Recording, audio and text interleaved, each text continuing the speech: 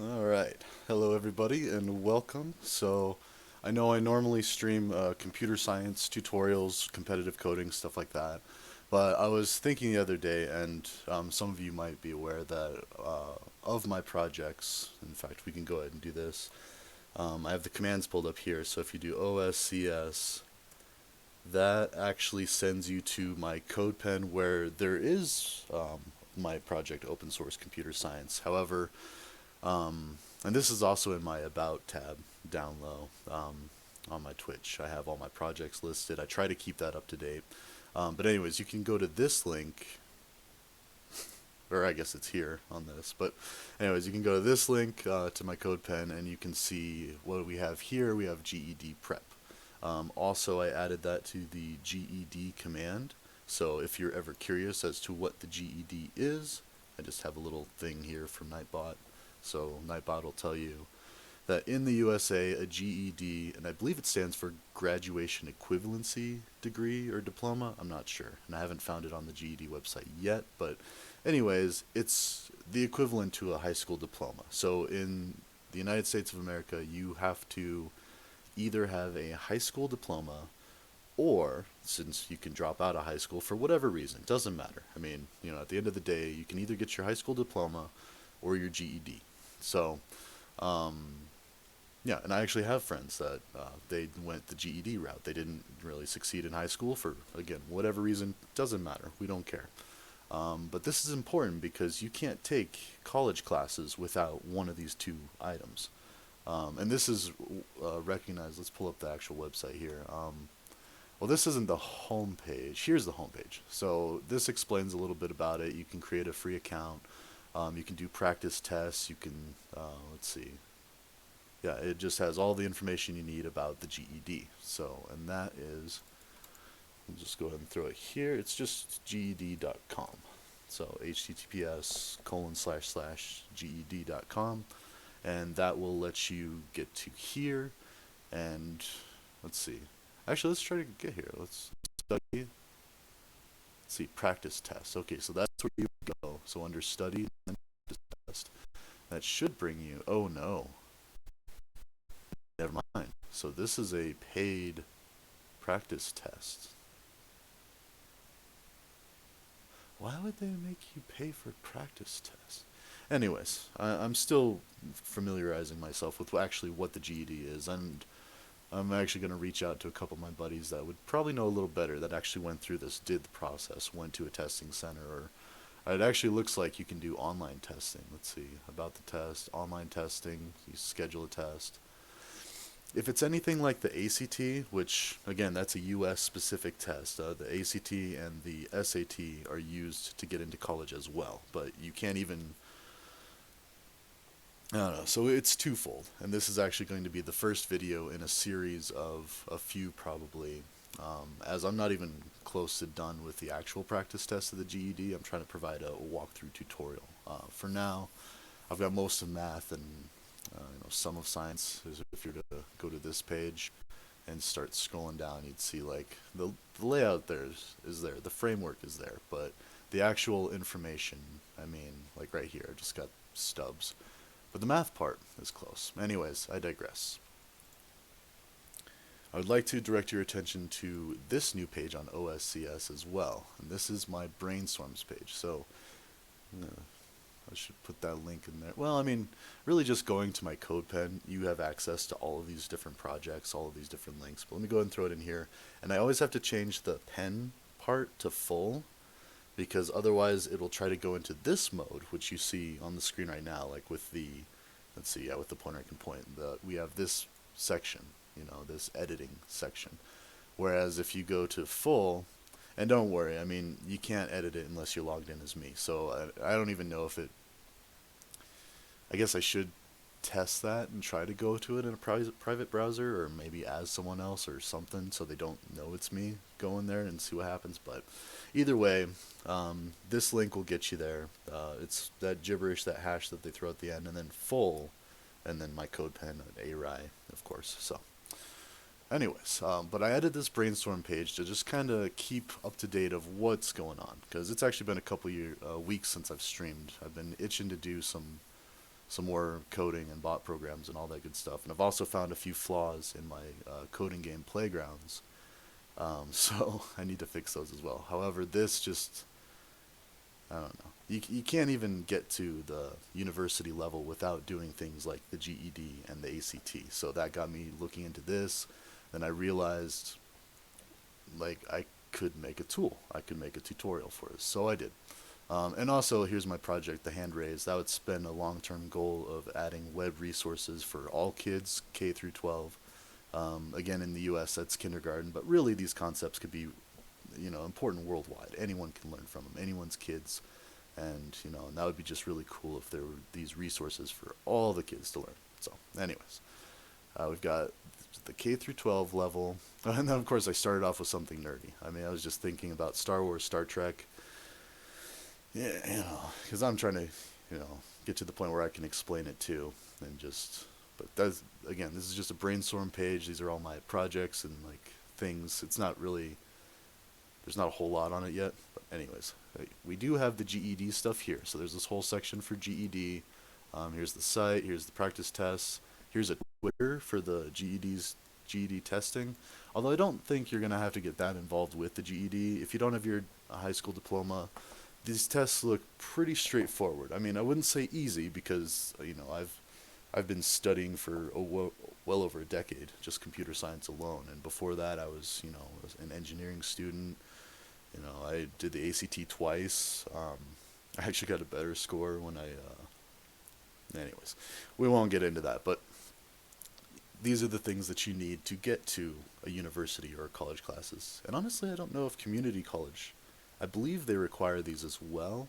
I could be wrong though, because community college could be a way to get into academia. Um, so yeah, and then I also have all these links just because I had to free up. I mean, I'm getting more in the habit of actually like closing my browser more often and getting rid of everything. But these are all of the free code camp articles that I'm reading, and that I plan on doing projects with on or off stream. Doesn't matter because I've also been doing a couple of security projects, basic scripting for cybersecurity, blue team, a little bit of red team, not a lot. I mean, yeah, I'm not ready to try to be an ethical hacker for a career. However, it's back to the lecture at hand, the GED. So, if you're trying to do the GED, like I said, I have a Codepen page here, and it's not the prettiest yet. I'm still working on the formatting. That is one of my least favorite things about web development is web design, making it look pretty, making it, I mean, right now I'm just focusing on the content. So basically we have the theme here. We've got the subject, math, and there's 4 subjects apparently that they test. Actually, let me go ahead and pull up here. So here are the 4 subjects. You've got math, language arts, social studies, and science. Now math, like I mentioned, I'm close to done, like explaining the questions. I haven't actually turned it in to see if I got a good grade on it and make sure that I'm actually telling accurate answers. I'm a little iffy on the last one, to be honest, but and then science. I started looking at that as well, but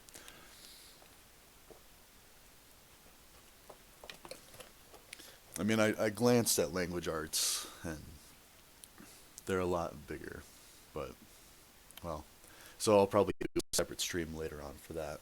For now, though, we can focus on math, and we have that right here. And yeah, I was trying to figure out how to do this part, but anywho, so starting from the beginning, I really like this interface. They've got the formula sheet, so you've got all these different formulas, so there's no memorization required. I hope that they give you this when it comes time to take the test. And there's some pretty advanced stuff in here. Like honestly, I don't remember all this stuff. I remember the quadratic just because it was drilled in my mind, but a lot of this stuff, like I was looking at some ACT questions and they had a graph with a circle and they're trying to find an inequality with that. So let's see. That's slope of a line. Okay, so maybe they don't have circle there, but they have, just all sorts of stuff. Perimeter, surface area, volume. You actually do need volume. There's a question about a cone later on, that gets a little tricky, and we'll get to that. But yeah, so these are just good things to be able to look up. Honestly, like the surface area is square, okay, but like a lot of these things, and I do encounter these when I do code clashes every now and then. So like just be able to look these up. But anyways, these look like they're included with a GED, and then there's also a calculator kind of tutorial reference thing, so you can look through and see. Okay, if I wanted to, actually I wouldn't even do this to do percent to be honest, but this is a way to do it. So they give you this, it's provided. Um, in fact, we'll do percent in one of the questions. I do it point 0 whatever, or so this situation I would just do point 0.4 times that, because that's basically the percent. It's how much of the tenths and hundredths of a number. Like instead of 1, it's a partial. Anyways, so, but to focus on what you need for the actual GED itself. Okay, so we've got these, and I'll turn it in soon. I went ahead and marked the answers according to my guide.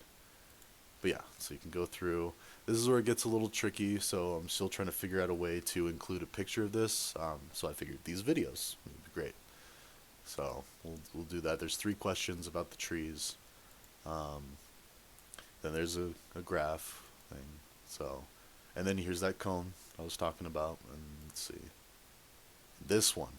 And there's only 10 questions, so it's a nice short practice test. I don't know how long the actual test is, but looking at these questions, if this is like the range of mathematical concepts that they want you to know for the GED, it's not that bad. I mean, we can get through it, and it'll take work, it'll take practice. You might have to take the test a couple of times. That's why I thought it was confusing seeing that you pay for a practice test.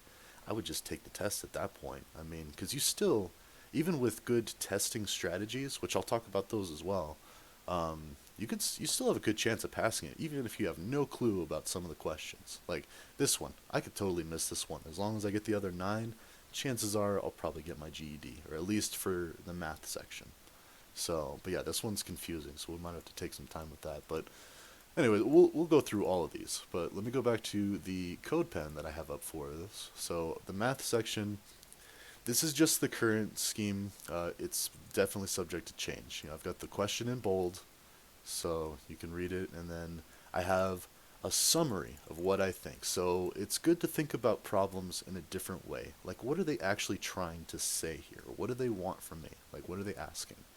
So for this one, perfect example, it says you got some numbers, you got a time, and this is just scanning through. You got a dollar amount, and then here it actually has like a question form.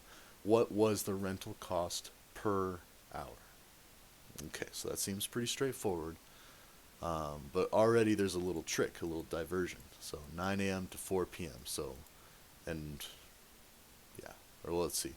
So given a bill price, so you have a dollar amount, you got some kind of bill, and then a length of time, which we'll actually have to calculate briefly.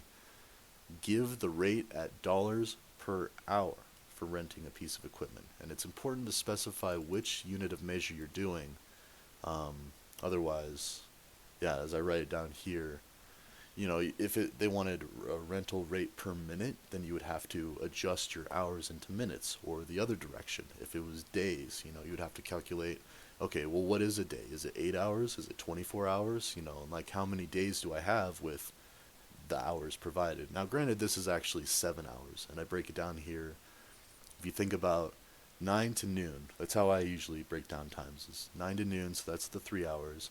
And then 12 to 4, that's the 4 hours. So we got 7 hours that we need to figure out. So that makes this a nice and easy equation. You're taking the total, you divide it by how many hours you have the rental equipment, and there you go. You have your rate at dollars per hour. So it's 412, which is one of our solutions, or one of the answers. So again, that one's pretty straightforward. Let's go into the next one. It's a little more tricky. So what is the value of this equation? And just so you know, that's how you denote an exponent, just when you're typing out and stuff. Same with a divide. I should say that real quick too. This is divide, the slash, just in case anyone was confused. Since we don't actually have a divide, yeah, I had to check because, I've been wrong. We don't have a divide thing, so yeah, we always write it like that. Anyways, so exponent. So we've got this, we've got an equation, and then we have a couple of values that we want to substitute in for the x and the y. So, yeah, substitute values in for an x and a y. PEMDAS. So this is the order of operations. And then also make sure everywhere there's an x, replace it with the x value, and everywhere there's a y, replace it with the y value. Because I can totally see them throwing a curveball at you in the actual test and having two spots with an x and one spot with a y. Which, don't worry, it's not, it's not too bad. Just make sure that everywhere, in fact, here we go. So this is the first level of substitution, substituting in the values. So if we had another x, you would just put that 3 in parentheses wherever you see an x. Same thing with the -6. Wherever you see a y, it now becomes parentheses, -6, and parentheses. So, and notice we still have that exponent tacked on there as well. In fact, maybe I should write the equation. Let's actually do that real quick. So we can fix this in real time while we're doing this. So there's the first question. And also, in case you're interested, this is HTML and CSS. So this is Codepen. This is how I develop a lot of my tutorial materials.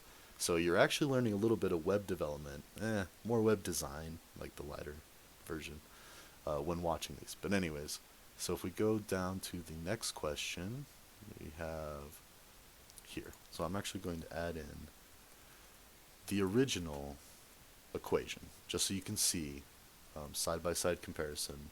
36x minus 8y squared, I believe. Also, it's kind of annoying. Every time you make a change, let's save it too, it jumps you back up to the top of the page. So there'd be a lot of scrolling. But anyways, now you can see we have the equation. And actually, let's make this a little easier to see. So we've got, what is the value of this? Okay, just this. That's what we're focusing on. So now you can see the equation outside the question, and sometimes that's helpful too. Like if you're stuck, if you're getting confused, take it out of the question, because it's easier to focus when you're just looking at the equation, whereas, here you've got this, and you can write, x equals 3 below it, and then y equals -6 over here. I mean, use scratch paper. If they let you use it, just write as much as you want, because being able to see these things and visualize will make the test easier, you'll get better scores, and you'll understand it better too. So, and they'll try to confuse you. Anyways, so here's the equation. We have one x and one y. Okay, so now, like I said, we replace all the x's with 3 in the parentheses, because you need to keep it together, and that's why they did this, I think, is they made the y value a negative, so keep that in a parenthesis to make it the -6 is the y. Okay, and then the next step, actually, because I do this when I explain it in the talking, let's go back, let's do that. So here, I want to put in another step just to show every last step in evaluating this. So you still have, let's leave it at 36 times 3. Let's only change one thing at a time. I remember in calculus, this is how we did it. So now we have -6 times -6. Really accentuate the order of operations. So, okay, then actually, I would just keep this at 36 times 3. Like, I know we can change it anytime we want, but really, if you have too many things going on, it could get confusing. Now, eventually you'll get to that point, but if you're trying to do the GED, it's okay. You might not... Oh, am I lagging? Huh. Sorry, I got my little control panel here, so I try to make sure that whenever it turns yellow, I slow down, because that means it might start getting glitchy on the video.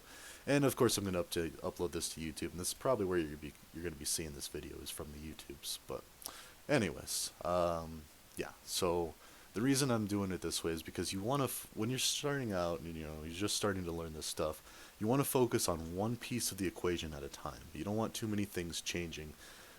And like I said, eventually you'll get to the point where you'll just do some of these steps in your head. You'll be able to skip a few of these steps, and you're all good.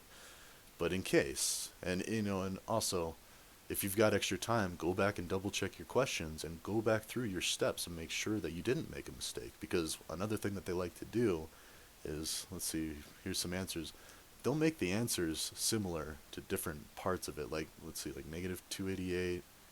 That would be, that's part of it. See, that's part of the equation. But you're forgetting this part. So it's like, you know, might make sense because it's like, oh yeah, I recognize that number from my math that I was working out.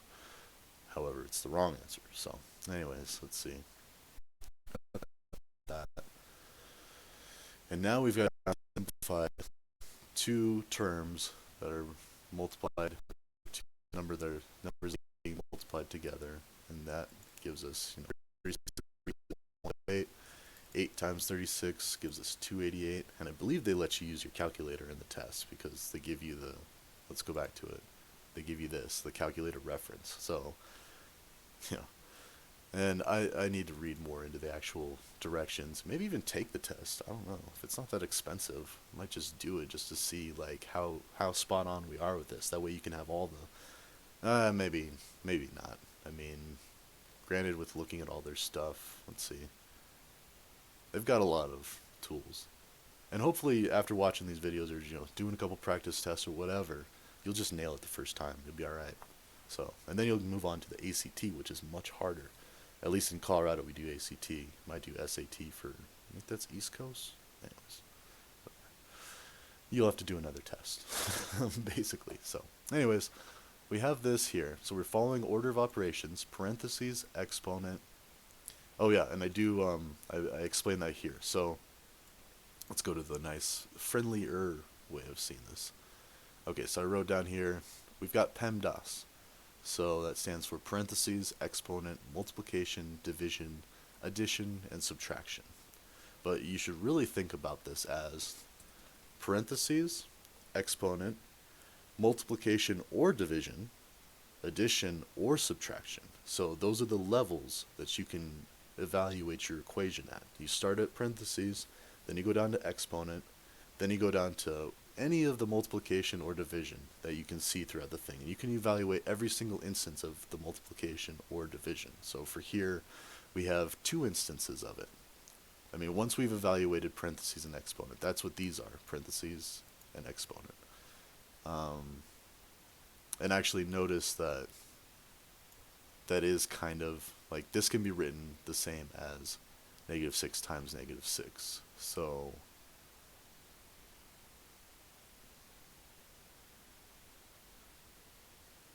yeah, just making sure. I don't want to be misguiding you on anything. Okay, good. And then here we have multiplication and subtraction. So we've got a couple of operations going on. So we choose to do the multiplication first. We don't have any division, so we don't have to worry about that. And then we get to this level. Now we're at the addition and subtraction level. So at this very basic level, once we've already gone through and done all the multiplication, all the division, and definitely have done all the parentheses and all the exponents, all that's done. Now we're just doing this, and we get negative 180, which is letter B, if we go back to the possible choices. So, and again, multiple choice, test taking. So it's not as useful here. Let's see, because, I mean, I guess if you look at this and you imagine, okay, so only 3 times that and negative 6 times that. If you don't understand that a negative times a negative would turn into a positive, I could see having some issues just like at a glance. But even like once you write it out like this, you can see, hopefully I could turn this in and it could be wrong, but I'm fairly certain I got this one right. So I've been doing it over and over again. Anywho's, and we can see that maybe at the end of the stream here, because, yeah. So, let's see, make sure. Okay, and this is just a description of what I just kind of went over, like making sure that if there were 2 x's, they could totally do that. Make sure you replace every single x with a 3 in parentheses, and same with y, every single y, replace it with a negative 6. Or whatever they say. I mean, in computer science we call that hard coding. So if you were to say, okay, anytime there's a problem with an x and a y, I know it's 3 and negative 6. That's completely wrong. It's only 3 and negative 6 in this question. So, and that's just demonstrating the concept of a variable. A variable is a value that can change. And we'll actually see that. I believe it's the next question. Yeah. So here's another example of a variable. Yeah, I think that's all for question 2. I think we got that. But um, question 3, Annie is planning a business meeting for her company. She has a budget of $1,325 for renting a meeting room at a local hotel and providing lunch. She expects 26 people to attend the meeting. The cost of renting the meeting room is $270. Which inequality shows how to find the amount X that Annie can spend on lunch for each person? Okay, so this one, they don't give you what X stands for. They're actually wanting you to find out what X can be. So the very first thing, let's summarize this. Given a budget for hosting a meeting, the cost of a hotel conference room, and how many attendees, calculate how much is left over for lunch for each attendee. Or, I wouldn't even say leftover, I guess, just available. We'll leave it for now, because, you've got your base pay, so no matter what, if you want this room at this hotel, you need to pay this. Um, and then the varying amount, the variable, is how much can you spend on a lunch? And that's just one lunch, multiplied by. So already you might, be able to look at this and be like, well, I know that 270 is just a given. That's a standard. We have that, so that's going to be a standalone, kind of like this. And whereas the lunch depends on how many people we have, which is this 26x. However, before we even get into that, I wanted to direct your attention to this part. So right away, this being multiple choice, you've got a 25% chance, a 1 in 4 chance to get the correct answer, just blindly guessing any of these. You just throw a dart at it, don't really, but, if you were to throw a dart at something like this, it would hit one of them. That could be your answer. You'd have a 1 in 4 chance of getting it right. However, you can greatly improve your odds by looking at this little thing. So what we're trying to do is we're trying to figure out, so we've got a budget, and normally that means you can't go past that budget. That's the whole point of the budget. You have an amount, a dollar amount, that is your maximum. That is the most you can do. So already, you can be thinking, well, this doesn't make sense because whatever we're calculating, it's more than, it's greater than or equal to. And actually, let's pull that up here. I should point that out too. When writing things and you don't have a button for, no wait, when we don't have a button for greater than or equal to or less than or equal to, so we write that everywhere else as this. So the greater than and then the equal comes second. And that's important for programming. If you want to pursue computer science after this, like that would be a thing. So, um, anyways, also there are some other differences, like multiplier times is actually an asterisk, not an X, but anyways. Excuse me. So, for this one, these automatically don't make sense. Greater than or equal to a budget, why would you be concerned about that? If you already went past the budget, then you're in trouble. This doesn't make sense. So, A and C don't make sense. So, right away we can filter those out and we can get B and D. Okay, so we're looking at something, and here's our two values. We've got the 26 and we've got 270. So, regardless of where the X goes, we know that these are combined to satisfy the condition where our expenses are less than or equal to our budget. Like if you wanted to get really fancy, you could have an expensive lunch all the way up to, and that's what we're trying to find. So, well, we're really just finding an inequality. So, but if you wanted to, you could keep plugging in different values for X and see just how much you could spend on the lunches. But that's above and beyond. For this question, we just need to know, okay, we've got two choices now. Which one of these makes the most sense?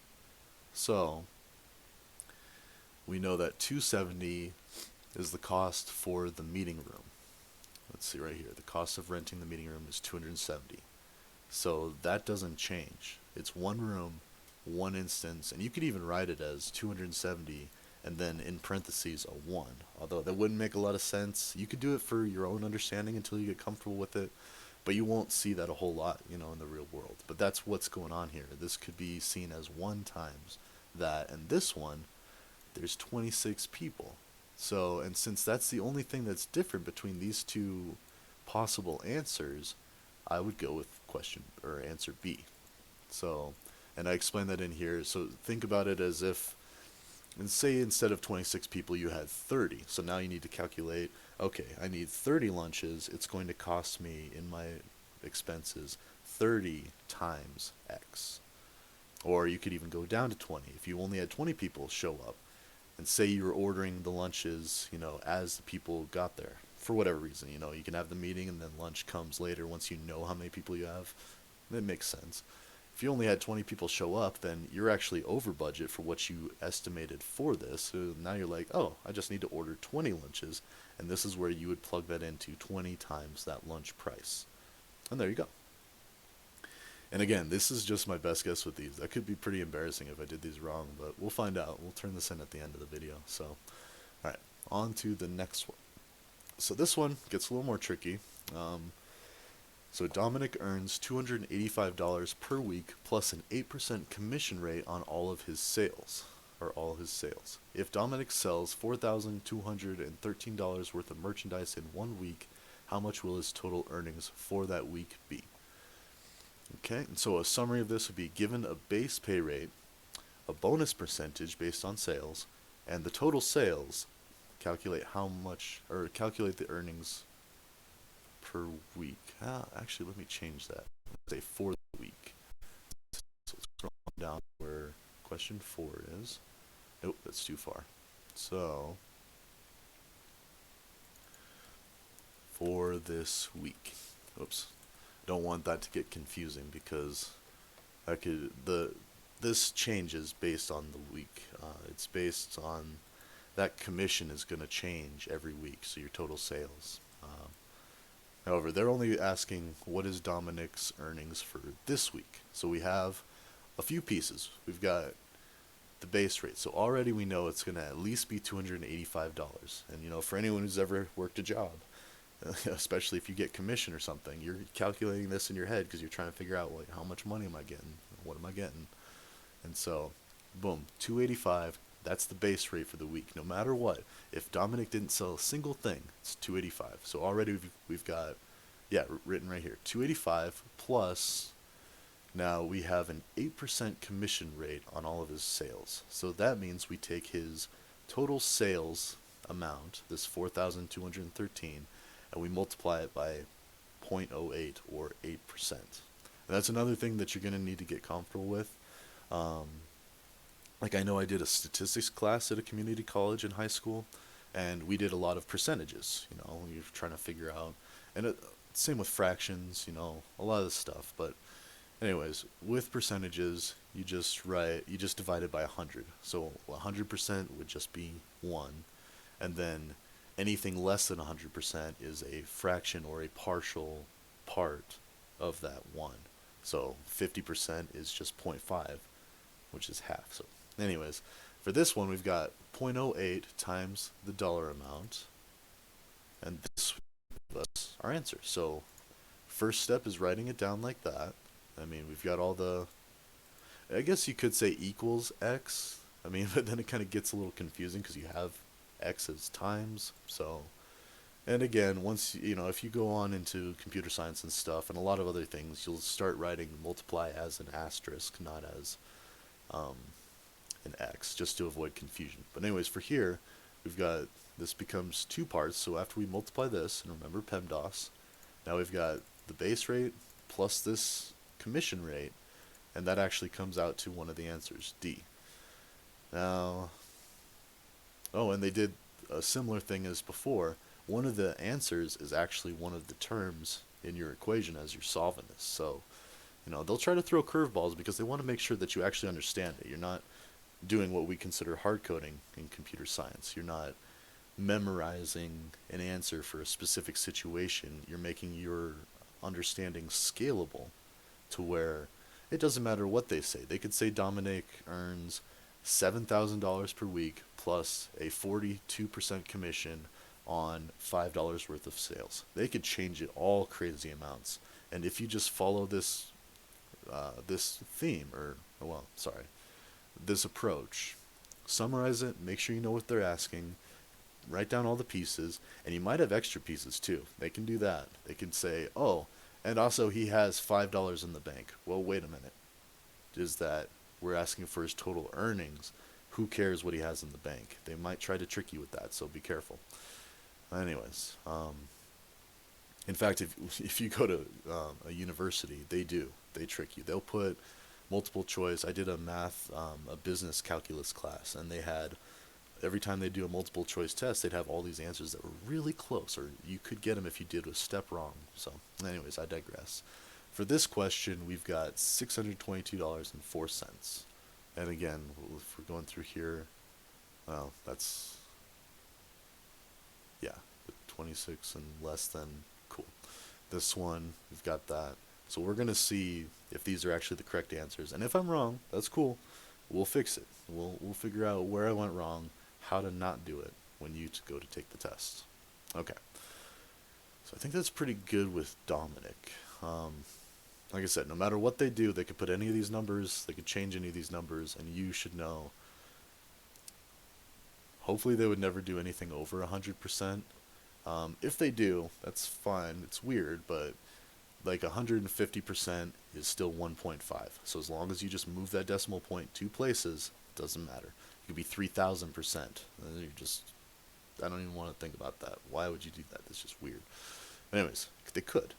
And, thanks to you practicing and studying this stuff, no problem. You could do it. So number 5, we've got, and so this is actually the next 3 questions. And so I'm still debating on whether I want all of this written stuff. I mean, it's kind of cluttered. I could just say 4 questions, 5, 6, and 7. Actually, yeah, let's do that. 4 questions, 5 and 6. Let's see. And we'll do that as a header.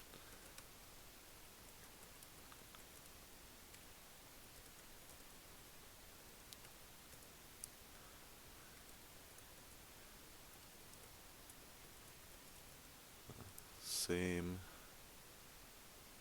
data. Yeah, that's good. And then if you are curious, in web development with HTML, you often have to add a closing tag to an opening tag. So this is like the hypertext markup language. Check out some of my other videos if you want to get into some web dev like that. But anyways, for now, and I'll still be cleaning this up. I've been obsessing about this for the last, yesterday and today. So, because I want to get this done, like, yesterday. Like, I want this out. I'm sure there's plenty of resources out there, but, I want to be able to make sure that, well, everyone should be able to have their GED. There should be no barriers to learning. Anyways, there's my soapbox. So we go back here. Let's see. Okay, so, well, let's look at the question. So now that I can actually have this, I'm still working on a way to include images on the Codepen. But anyways, so this is what we have. We've got this description. A scientist is studying red maple tree growth in a state park. She measured the trunk diameters of a sample of trees in the same month every other year. The tables show the data for 2 of the trees. So already, let's go back to, here's my summary.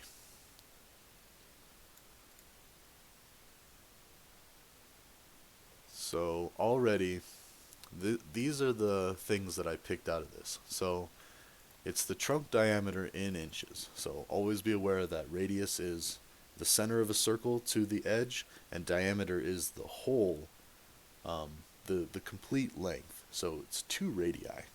1 radius, 2 radius. So if you think about here, like this. So here's a circle. We've got this, and then goes down here. This would be a radius, and this would be a radius. But then this is the diameter. It's the widest that the circle gets.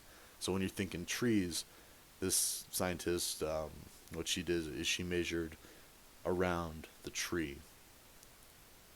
And I think it's just,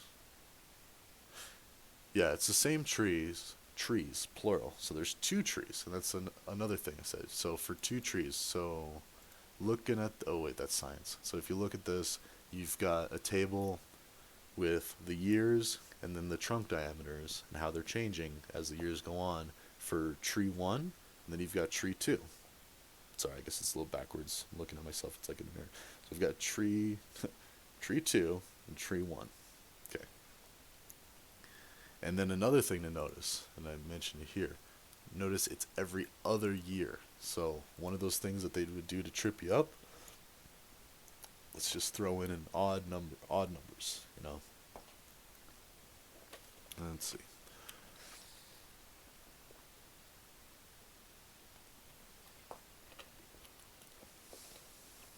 And they look to be always increasing, so there's nothing weird like the tree just lost some of its mass or something. But anyway, so we have these two tables. We have the years 1 through 13, and we have the different diameters in inches too. Remember from an earlier question with hours and seconds and minutes and days, and depending on your unit of measure, you might need to do some adjustments. Just to be aware of that. So they could be wanting feet, or you know, they could even try to be tricky and do centimeters, try to make you go metric with it. Hopefully they would have a conversion, for you, but they already do have a lot of stuff. Like I mentioned, they've got all this. Yeah, they even have some statistics stuff in here for data. They've got the average, the mean, and the median, middle point. So, yeah, it's cool stuff. But for here, let's see. This is the final year in which she will collect data. When her data collection is complete, she will project future red maple tree growth. Okay, so here is the actual question. The scientist plots the data for tree 2 on a coordinate grid. She begins by plotting data for year 3 and year 11. What are the locations of the 2 points on the coordinated grid? Now, see, I point this out because when I first looked at this question, I got all excited. I was like, all right, cool. Where is year 1, tree 1? And I put, oh, wait. Also, interesting. Notice that you can't even plot the points from tree 1 on here. It only goes up to 15, maybe 16 inches. Can you? Yeah, you can click up here. So already they did kind of put in a like a safety catch. So if you were trying to do what I almost jumped into doing, because I don't like to read the directions all the way through. That's one of my habits. I do it in all the things I do. When I do my code clashes, the competitive coding, I won't read the directions. I'll just look at it, write some code, hope it works, and then fix it because you only got 15 minutes. But anyways, hopefully you have a lot more time for this test. So notice that we've got 18.6 inches. That's bigger than we can even plot on here. So that should tell you, okay, there's an issue with that. And then you might go back and look and be like, oh, we only want 2 points, year 3 and year 11, and that's only for tree 2. So we can ignore tree 1 for now. We're only looking at tree 2, and we're looking at 3 and 11. So those are the years that we're targeting, that we're trying to plot. So let's go. We've got year 3 to 12. I want to make sure I put it right. Oops. Can we put it right on there? Actually, that doesn't even look. There. Hopefully that works. So we've got 12 inches in diameter, and thankfully they're not doing anything tricky. They're not trying to make us find feet or anything weird. It's just 12 inches. So we've got 12 inches diameter here. Now we're looking at year 11, so now we're here, and that's 14.4. So keep going up, and now 14.4 is just slightly less than half. So that looks about right. It looks like there's just a tiny bit more room on the top than there is the bottom. My OCD is kind of freaking out about this. Sorry, I guess you shouldn't joke about that, but my attention to detail. I don't like the. In fact, can we move that? I've got the cursor dead center on this. There, that looks a little more like the circles actually. Kind of think 4 corners. At the corner of Colorado and the other 3 states. Anyways, but I digress. So we've got 2 points, and that should be good. Let's see, what are the locations of the 2 points on the coordinated grid? This is also known as a graph. So, in case they use different terminology, this, being able to read graphs and charts and coordinated grids is important for a lot of things that you'll do later on in academia. So, notice here is the origin at 0, 0. Oh, Oh, cool. It even so say I was trying to plot all of the points. I would only be able to plot the first two before it tells me, "Hey, you're not doing it right." That might be your clue to check the directions again. So, okay, cool. Now that I believe that's right. We can double check real quick. So, year 11, 14.4, go to year 11, go all the way up, and then we're at 14 and a half, but then a little less. So 14.4 or 40%, because then you could take that point 0.4 multiplied by 100, and that's the percentage. So, anyways, not important for this question, but just something to keep in mind. All right, we're good with that one. I believe that's it. So make sure there's nothing that you haven't answered, because it could say something like another question. You don't want to miss something like that. Okay, so now we have. Now this is all new territory. I actually haven't even done this one, yeah, these two. So let's go ahead and try to work them out. A scientist is studying red maple tree growth. Okay, again, this is the same exact information. In fact, this whole page is the same. And you know how you can tell? Keep going back and forth. And I did this a bunch. It is word for word the same. All the data is the same. You know, because I'm paranoid when taking tests. I make sure that that is exactly because they like to trick you, or at least on harder tests, especially certifications. When you take a certification, it's like hundreds of questions, and they purposely try to make you fail because they want to know without a reasonable doubt that you know what you're trying to test on. So, okay, sorry. So the scientist creates an equation that models her data for each tree so that she can predict the diameter in the future. Complete a linear equations that fits the data for tree 1, where x is the year and y is the trunk diameter in inches. So again, they specify in inches, so you're not doing anything funky by converting units. Alright, click on the variables and number you want to select and drag them into the boxes. Okay, so we have an equation of y, which is what we're trying to find out, the actual diameter. Um, something. Hmm. So this is y equals mx plus b. M is your slope. So if we go back to this, if we were to draw a line connecting these two dots, we would have a line to calculate slope. We could actually calculate the slope. I'm not gonna, because this is a weird, I mean, point 0.4, it would be, you've got your, think about a triangle, and this is Pythagorean's theorem. You've got a squared plus b squared equals c squared. So let's see, think about it that way. The hypotenuse, so this right here, is the c squared, and the square of that equals the sum of the two other squares. But we're not getting that complicated. Just something to think about. If you're trying to find a distance, you can find that hypotenuse of a triangle by using that a squared plus b squared. So this is a squared plus b squared. So your width squared times your height squared, or no, your width squared plus your height squared, sorry, I'm getting ahead of myself, is equal to your y squared. Or you can do, what is it, x2 minus x1. Actually, yeah, they have it right here.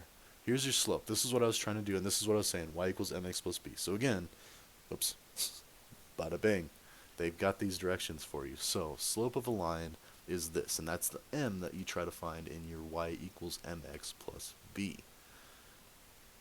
Okay, because you're taking your new y minus your old y over your new x minus your old x. And that's also, that could be thought of as your rise over your run, or the change in y over your change in x. Okay, so we've got that. Well, we do have to figure out the slope, so let's go back to this next question. Well, let's start off with an easy one. When trying to do a y equals mx plus b, you know, we've got the b. So that's just wherever you start. What's your initial value? So you've got 18.6. Let's go ahead and plop that in there. So that's at year 1. You just start. Whatever it is, you'll have to add 18.6. And so, and then the varying item is the x. So that's for years. Y equals mx plus b. Now we just need to find what is the rate of change. What is our slope between these points? So 6 19.2, so that's already 0.6. Then we've got 19.8, that's another 0.6. And it's actually 0.6 all the way down. You're just continuing to add a 0.6. So, you could do this. Now, just to double check real quick, let's plug in the year. So, for year 1, when x is 1, oh, okay, so, never mind, I think I actually just corrected. I don't think that's right. I think we have to do 18.0. Well, let's try plugging in a couple other values. So for year 3, oh. Ah, see, I already caught myself. So since we're going up by 2 years at a time, it's really 0.3. Okay, so if it was every year, year 1, year 2, year 3, it would be 0.3, 0.4. Or that's what we can infer from this incomplete information. That in here, if she did go out and record the diameter in year 2, she would have 18.9. If all things were equal. I mean, which it looks like it does. It looks like a very straight line. You know, it's only increasing. Well, it's increasing by the same exact amount every interval. So, granted, we have a 2-year interval, so that makes it a little tricky. Okay. So again, it's a good thing to go back and double check your work too. If you have extra time, definitely do it. Alright, so hopefully that's right. Alright, the next one. Still, same thing. We're using all the same information. You can do that little trick again too. Just kind of keep going back and forth. You know, keep an eye on the different measurements. You know, make sure nothing changed. Everything looks the same. You know, cool. Okay. In year 13, the scientists will put tree wrap around tree 1 to protect it from the winter snow. The height of the tree wrap needs to be 45 inches. Okay, so a little picture there. The wrap is priced by the square foot. To the nearest square foot, how many square feet of wrap does she need? Okay, so right away some alarms should be going off that you're trying to find a cylinder. So, let's see. Ooh, good point. It might be. Good catch. Let's see. Let's think about that. So you're starting off in the initial. Yeah. So if you were looking at year 0, would be a good way to double check. Thanks for catching that. That's a good point. So yeah. So if you put in 0 for x at the initial tree, you would be at 18.3. Nice. See? Tricky. Double checking work. It's always good. Okay. So for this one, you're calculating the surface area of a cylinder, because for a rep you don't need to actually have the volume calculated. Let's see. And so we have these these answers. And let's go back and they give you the formulas for these. So we're looking for surface area, since we're only trying to find the wrap of a cylinder, equals this. And actually I do not have this on the guide, so maybe we should add that. So surface area equals 2 pi RH plus 2 pi r squared. Okay, so let's go down. This is question 7. Yeah, I'm going to have to remove a bunch of this stuff. So, let's see. Surface area equals 2 times pi times, let's see. 2 times pi times r times h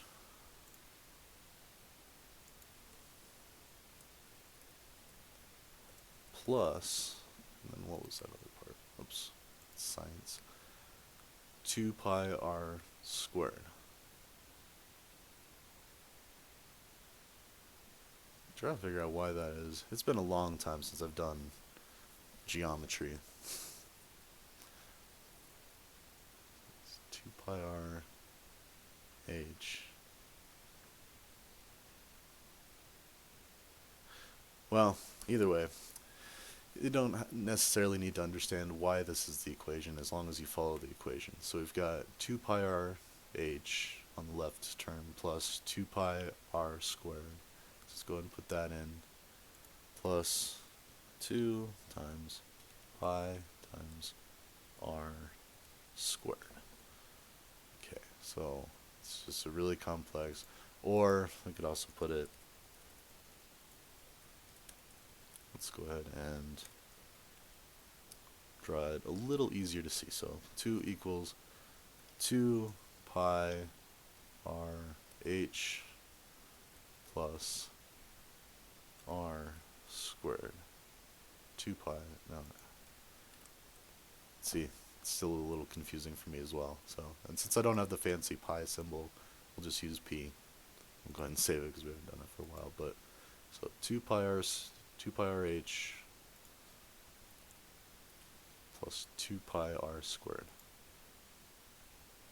Okay. So let's see. Now we just got to plug in our values. Okay. We got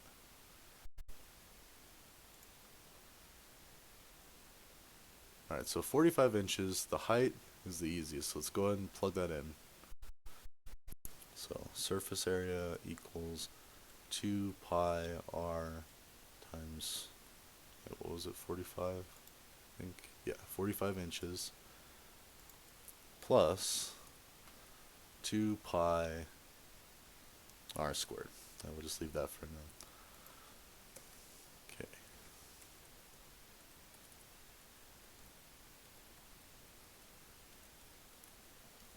Okay. So now we need to figure out, so in year 13, she wants to put this tree wrap. So, and it's tree 1, so we need to go back to tree 1, year 13. We know that the diameter is 22.2. Now, this is where they're getting tricky again. They're giving you the diameter. We need radius for our equation. So remember, radius is half of diameter.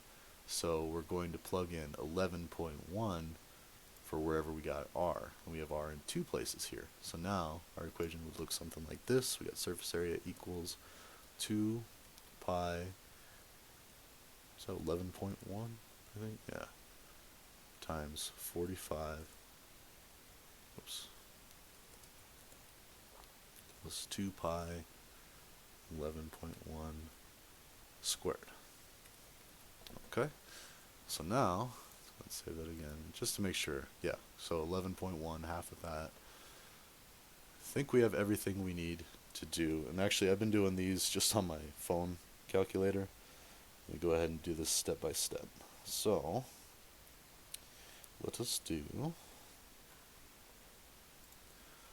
okay, so remember our order of operations. First we would want to evaluate the exponent. So let's do that first. Let's do a line for that.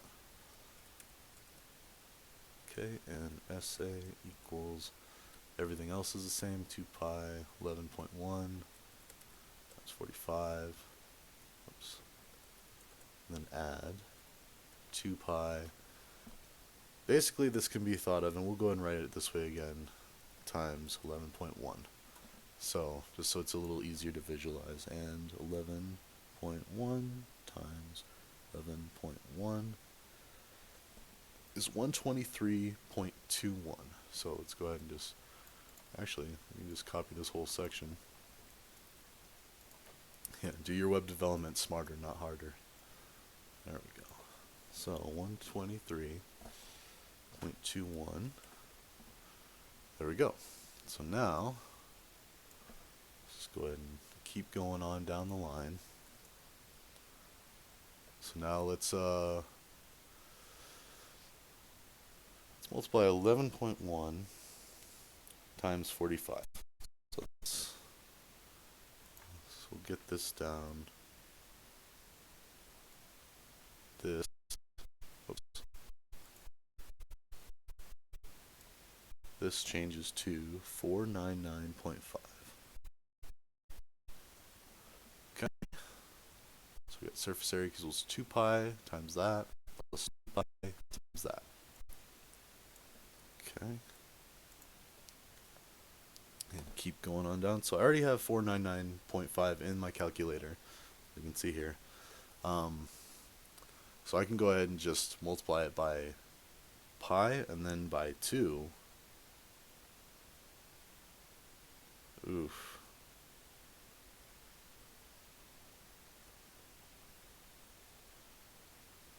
Hope I'm doing all this right. Let's see. Well, we'll actually just change it to,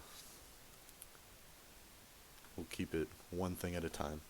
So 1,569.2255304. And a lot of these steps you can do at the same time. I mean, like I could have just done pi and then 2, and then like right here, and then that doubled would be, well, let's go ahead and get that ready for the next step. So times 2 is 3,138.4510,609. And actually, I should mention the most accurate way to get like with these questions, they're not asking for anything. They're actually looking for whole answers. So I mean, we'll just go to the nearest foot. Let's see, yeah, rounded to the nearest foot. So it's not as important on this one. Your answer is not going to be that far off, but something to keep in mind. Um, if you can do them all in the same calculator command, I would recommend doing that. Like do all these, like 2 pi that.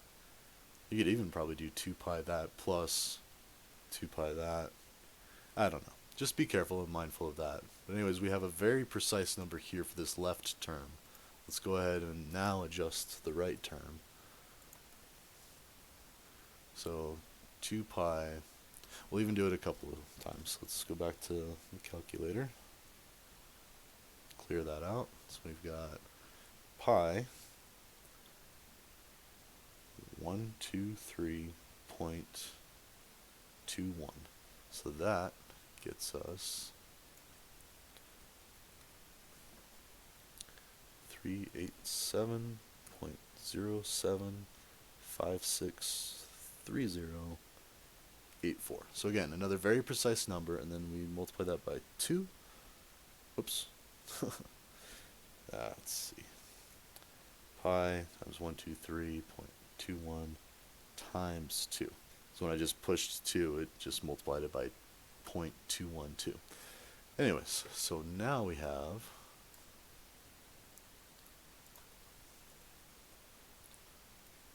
all of this now becomes 774.15126.169. And I'm sure there's a lot more. That's just how many decimal places, or there could be a lot more. That's just how many decimal places it looks like. 367, 3678. Okay, maybe not. Either way, so we can take that, just leave it in our calculator like that, and then plus our first one. Wait a minute. This looks horribly wrong already. How many square feet? Ah, okay. So I was starting to notice that we're getting way up there in these numbers. We've got thousands of inches. So we'll just divide this out by 12 at the end. So, alright, so we got this, and we'll add that 3,138.4510609. There we go. So we've got surface area equals 3,912.602325 divided by 12. Perfect. Okay. So now I'll even put inches. And we'll do this. 326.05019.354 feet. And that is what they're asking for. So, again, like I started to worry because I started seeing these really big numbers and our answers. That's why it's good to look at the answers too. In fact, let me go ahead and plop that down. Um, so let me pull it from somewhere else here. There's this unordered list. That's what UL stands for. And then you have your list items. So we can make an unordered list for. Wait a minute. That's the cone. So we're almost there. There we go. So before we even get started into all this, let's look at this. And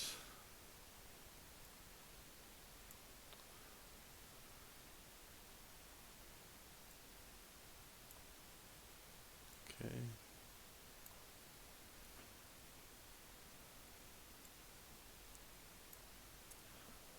All right, so our choices are 22, 44. Let's go ahead and put those in.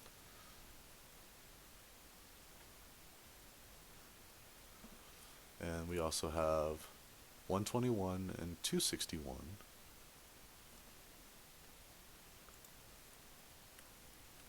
Okay, so these are our potential. Ooh, did I do this wrong? I think I did. Uh-oh. Oh no. So that's how you know how many feet.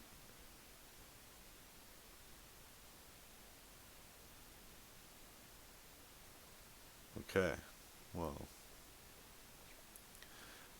So in year 13, the scientists will put tree wrap around the tree to protect it from the winter snow. The height of the tree wrap needs to be 45 inches. Okay, so we have height. Where did we go wrong? Let's see. Look at our sheet because we're trying to find the surface area. Oh, wait a minute. It's not 2 pi r. Okay, that's a little tricky. So what we should try to do is just try to calculate it without the 2 pi r. And that's why I was kind of a little confused looking at it. So when you think surface area, well here, let's look at this jug.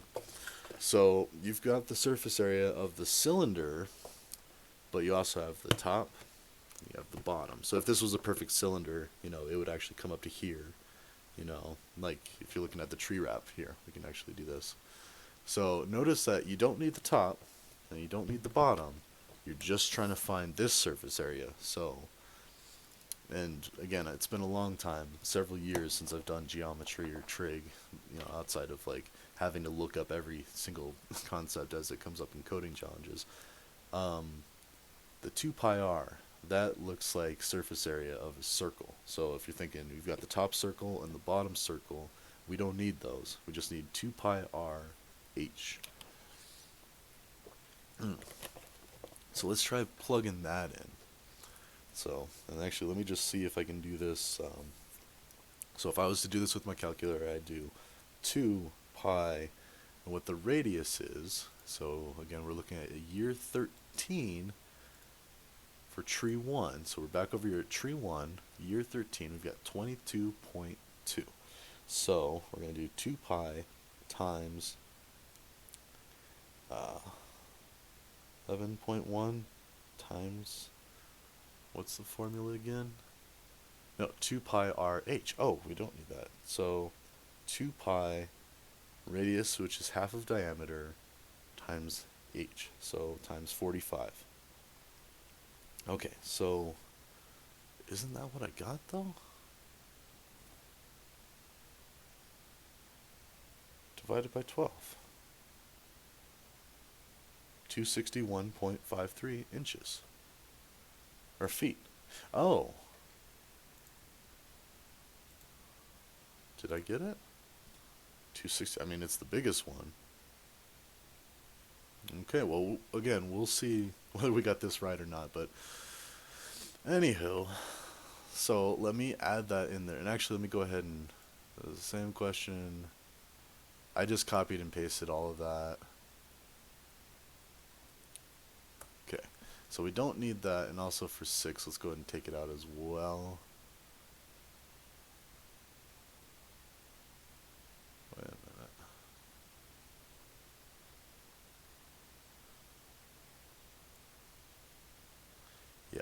let's take all of this out.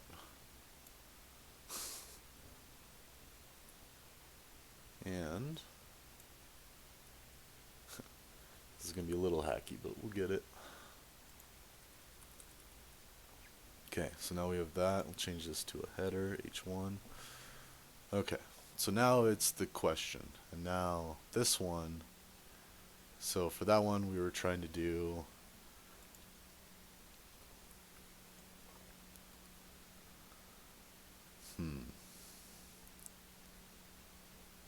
I didn't actually write down what we did here. So real quick, let's go back to this. No, sorry. I'll do that later. Let's finish this up. So we're thinking about this. 261 is the answer we're thinking of. Now let's see.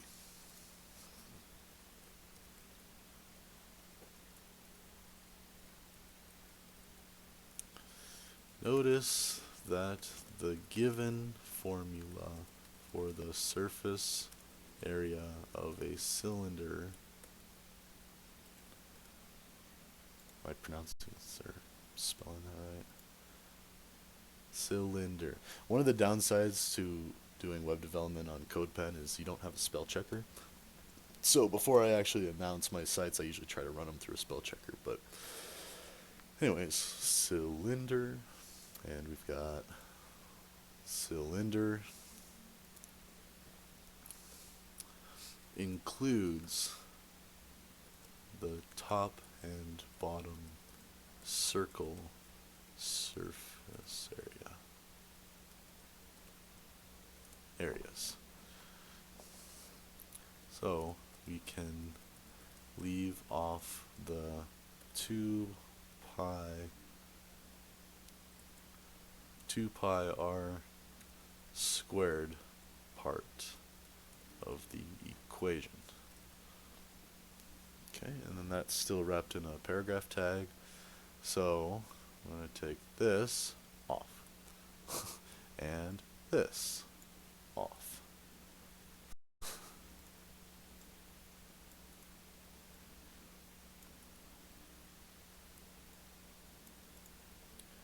That is tricky. I didn't even notice that when I was looking at this for the prep work. Yeah, we don't need any of this. And that does give us an answer. I'm excited to see whether it's correct or not. I mean, no biggie, I would just go back and do this. But if you're doing this on a test, and yeah, I don't want to be telling you bad info. Okay, so my revised one.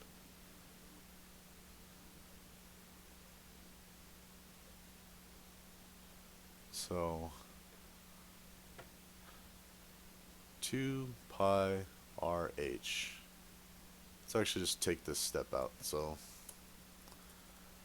here we have our equation without the top circle and the bottom circle, and we have just the surface area of the tube part of the cylinder. And then we replace our variables. We know our radius. Let's actually mention that too. Let's do it as a separate thought. Oh, whoops. Getting a little dyslexic there. Alright. Also, notice that you are given a diameter for year 13 of tree 1 having 22.2 inches. Radius is half, so our R is 11.1. There we go. So just making sure I'm explaining every little piece. So now we've got our radius, we've got our height, our 2 pi. I've actually got this twice. Okay, so alright, now. Oh, right, because I was evaluating. I got it. There we go. We had all those extra steps because we were worried about the circles, and I didn't even think about that. But anyhow, so we've got that. Well, let's double check. Let's see. So I've got 2 pi times 11.1. And can you see? Let's see. Oh, is that? No, that's the right way. So that's the equation. Whoops. There. So 2 pi times 11.1 times 45 divided by 12. Okay, so let's just do 45 times, 45 times 11.1, 499.5. Okay, so far we're good. And I think, let's see, multiply it by pi. It's 1,569, 2255, 304. Cool. So now, and then times 2. Good. And we don't need that twice.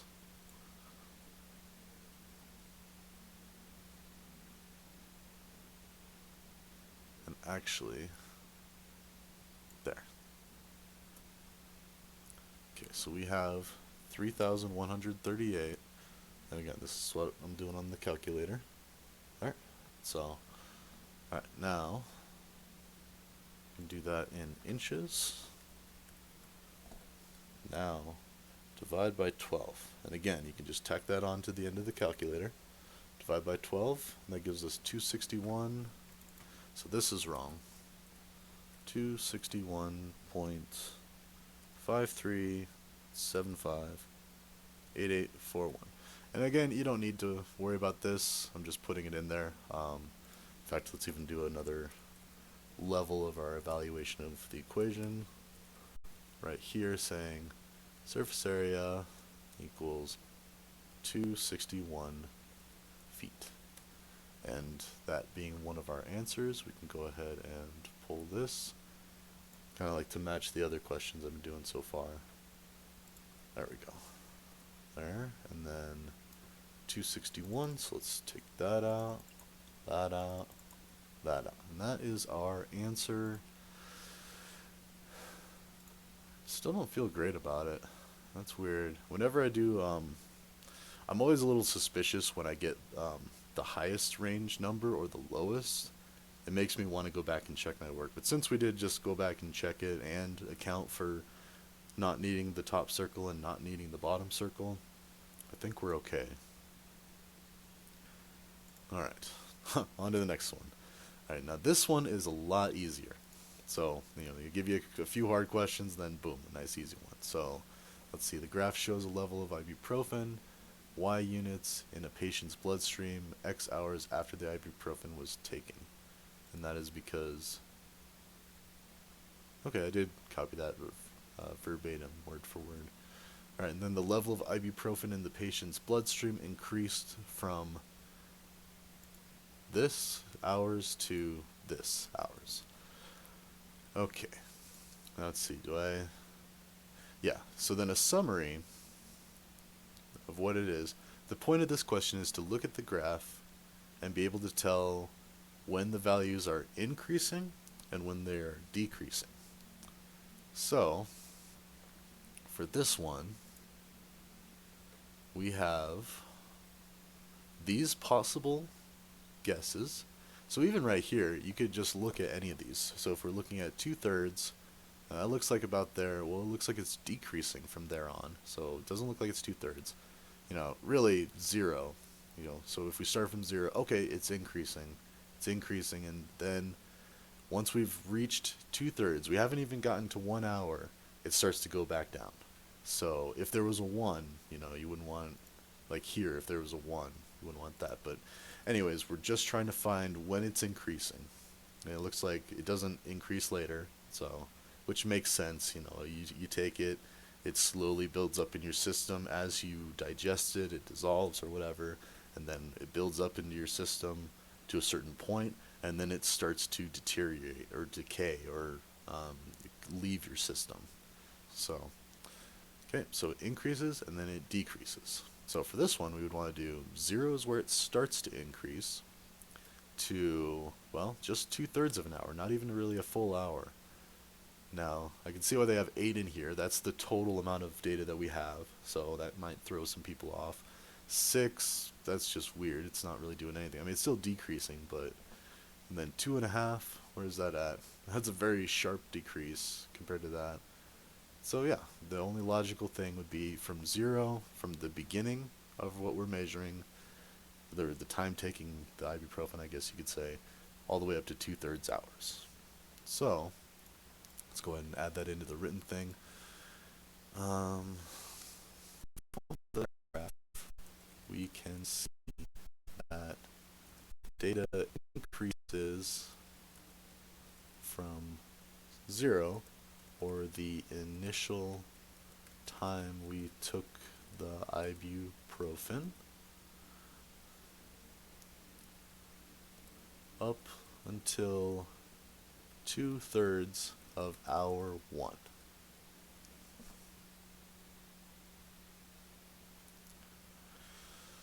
Okay, so for here we've got 0 and 2/3, and hopefully that's about as straightforward. I'm not missing anything. Cool. Alright, so on to the next one. We've got a cone. So let's see. Let's go to the next one. Oh yeah, and I need to copy over. Let's do this again. Take one of these lists. Whenever they have the multiple choices, I want to make sure I have them on here. So let's see. An office uses paper drinking cups in the shape of a cone with dimensions as shown. Diameter of base, or the largest part of the cone, or so also the circle, but you're finding that diameter, it's 2 3/4 inches. So if you go back and look at the picture, that's what I'm talking about up here. It's the very top of the cone, the widest part of the cone. The diameter is 2 3/4 inches. And then you have a height of 4 inches. So oops. So yeah, we have that. The diameter of the base is that, and the height is 4 inches. Then per the formula sheet, the volume of a cone is 1/3 times pi times r² times h. Let's make sure.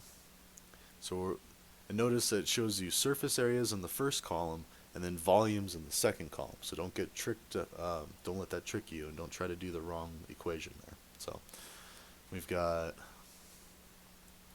cone. So we're looking at a cone. And don't worry that it's upside down or right side up. It doesn't change anything, just the way that you might perceive it. So we're looking for the volume, so V equals 1/3 pi times r² times h. So again, since they gave us the diameter, we're going to need to account for that. So we're finding, yeah, and I do mention that in here. So to the nearest tenth of a cubic.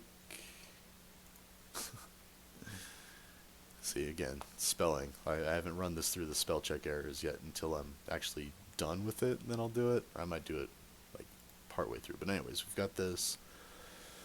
To the nearest tenth, what is the volume of each drinking cup? So before we write our equation, we need to convert our diameter to a radius. A radius is half a diameter, or the length from the center to the edge. So we've got, if the whole diameter is 2 3/4 inch, I actually changed that to 2, and just so you can see,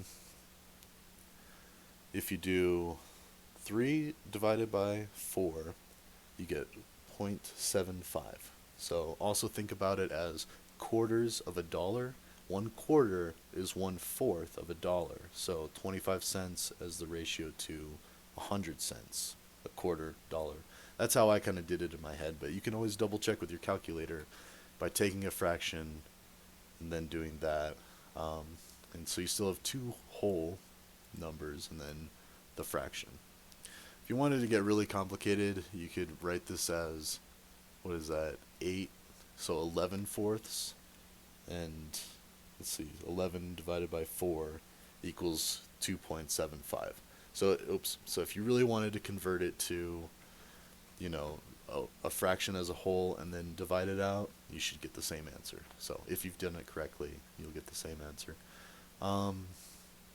Okay, so now we have a radius. Oh, so we take that.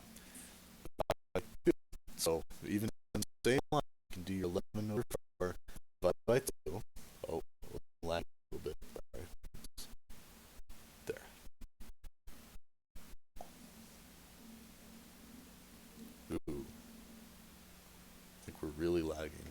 apologies.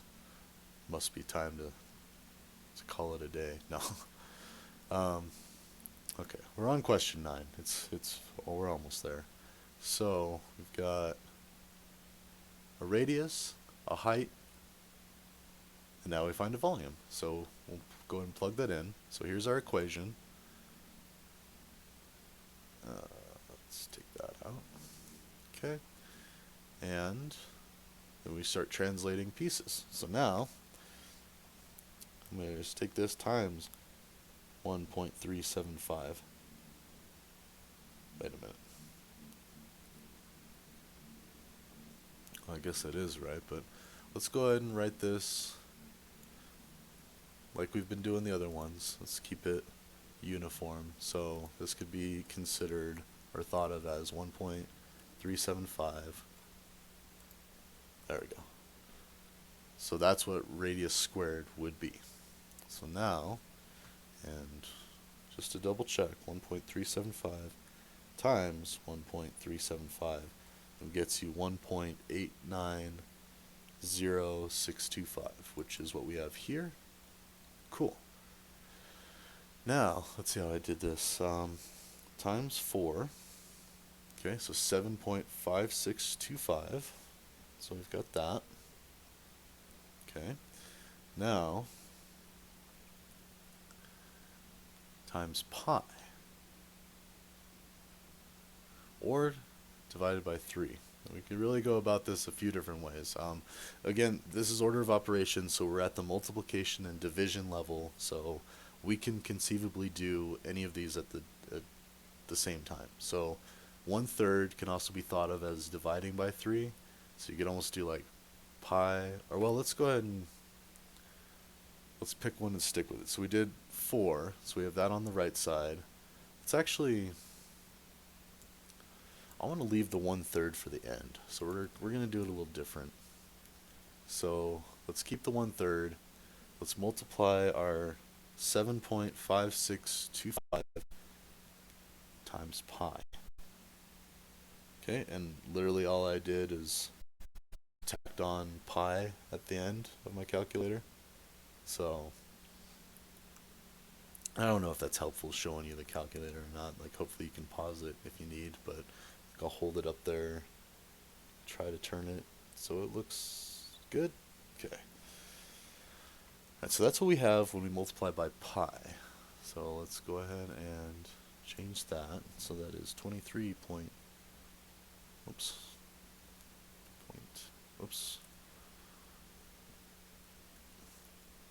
23.758294442.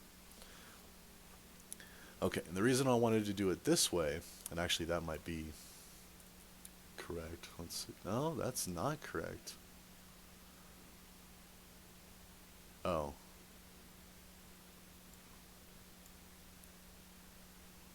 Well, either way, I think we can just get rid of this whole part. Let's go ahead and take that out.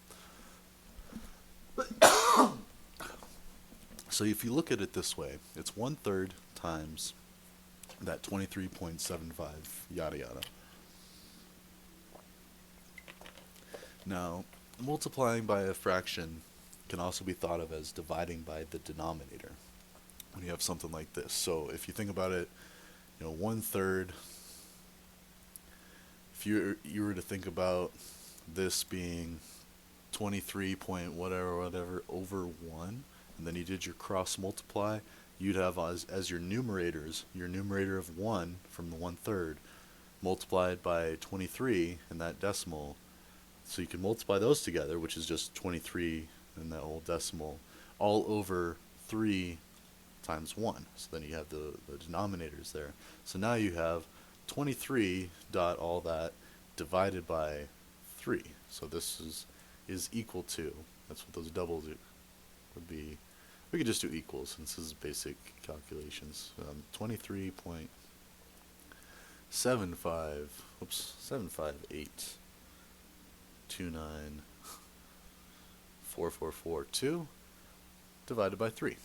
So that's a different way to think about it, which is, if we take this, divide by 3, That's how I got the 7.919,431,4809. And since the question is asking for the nearest tenth of a cubic inch, we're going to bring that down to round all of this off. Since it's lower than 5, that's a 1. It's now just 7.9, which, wait, did we have those? Oh, right. Here's what I want to do. So we're going to take this. I want you to see the potential answers before you even get started. Why is this outside of a... Huh, interesting. I didn't have this wrapped up in a paragraph tag, so it was just off floating by itself. Okay, anyways, and here are the potential answers. Let's just see how that looks real quick. If we go down to question 8, 9. Yep, so there's our potential answers. And then here, I take out all the wrong answers. So let's get rid of A, get rid of C, whoops, and D. There we go. So 7.9, that is indeed an answer. And if you get a different answer, like I did earlier, just on that wrap question, that's what I had to do. I had to go back and, just start from the beginning. Don't try to backtrack steps. If it's wrong, you really need to figure out where you went wrong, because then wherever you went wrong, every step after that is also wrong. So, I would just start over on the question. Okay, but I think that's good. Let's go ahead and select that. Have we been filling out every single one? Let's see. Just want to make sure. Does it not? Okay.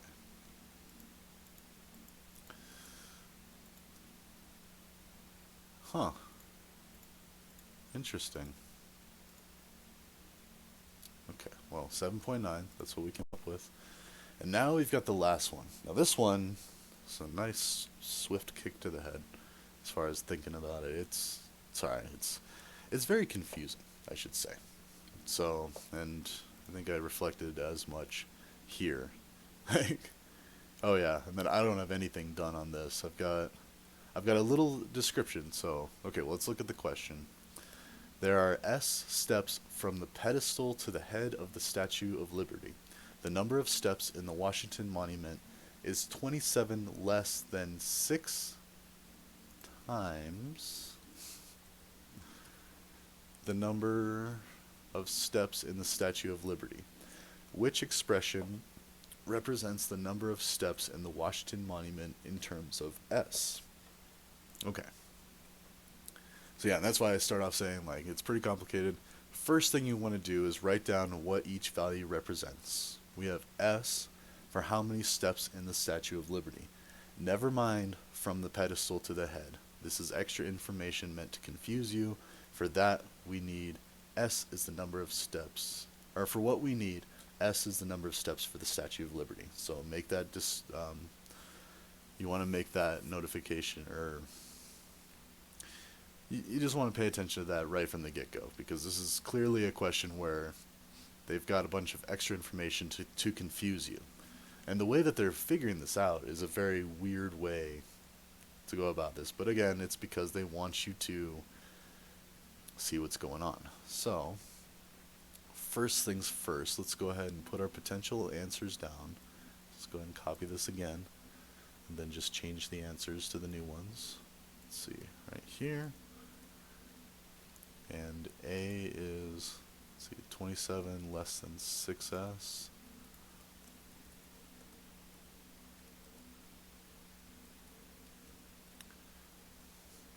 And it does go a little funky there, but if you look down here, it doesn't matter too much. Yeah. Okay. And then 6, then parentheses, S minus 27. 6 parentheses, S minus 27.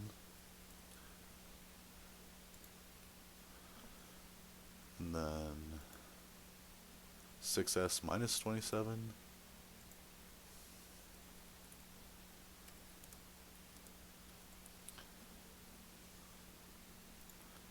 and then 6s less than 27. Okay, so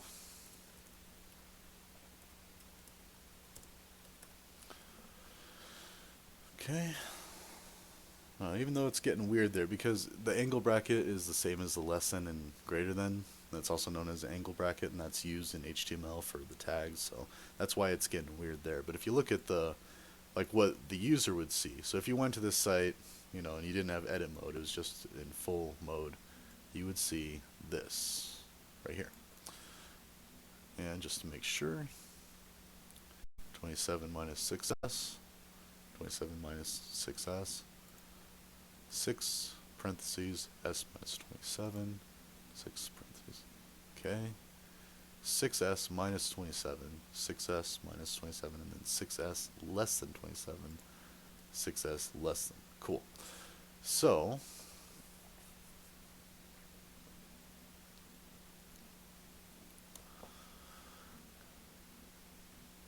alright.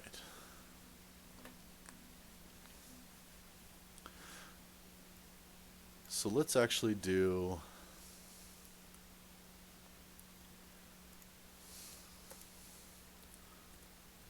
let's write down the parts that we have in a little clearer. So we have s equals, wait,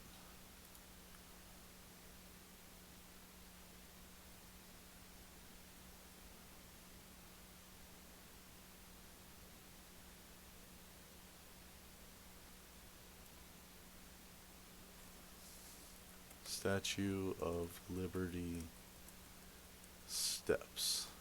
And let's do W for Washington Monument steps. Okay, just so we have another variable. Let's see. So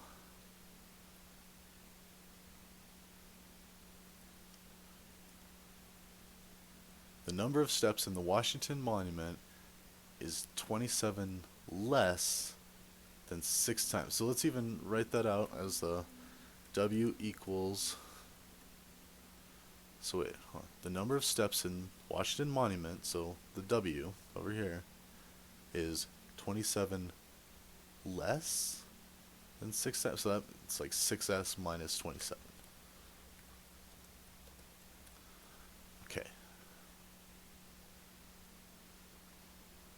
So it's 27 stairs less than the amount of 6s, or 6 times the Statue of Liberty's steps.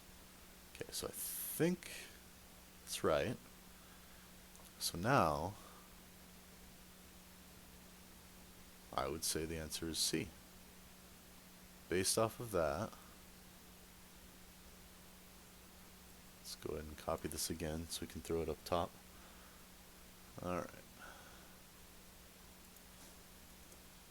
So there's our choices. It's 6s minus 27, that's one of them. So it's looking good. We'll see real soon whether or not that's correct. Okay, so we've got C. Okay, now let me go back and make sure that I've got all of them answered, and here is the great reveal. Let's see how we did on this. So we've got 412 for that, minus 180 for that. That looks right. Yeah. Then the 2 points in the equation, which I did have a little trouble here, and I'm really glad that Kuba pointed that out, because yeah, that should be right. And then the wrap seat, it unselected that, and it unselected this. I know I filled this out a couple times. Okay, so from 0 to 2/3, and our 7.9 rounded to the 10th. Okay, and that. Alright, let's see what we have. You will now have an opportunity to review the questions and your answers. What? Why? Okay, question 8. You weirdo.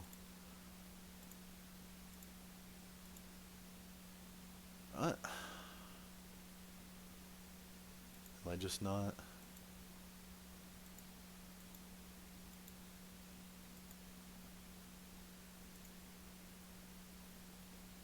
Okay, well, there's a...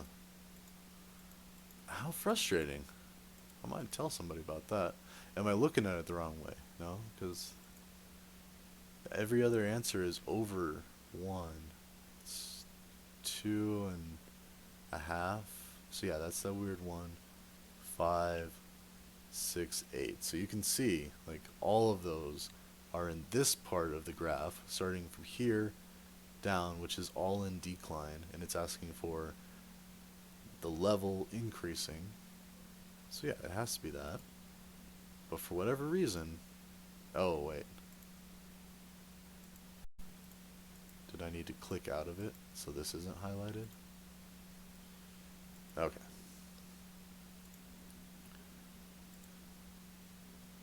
No, still popped it unanswered, so we may never know if that's correct or not. But let's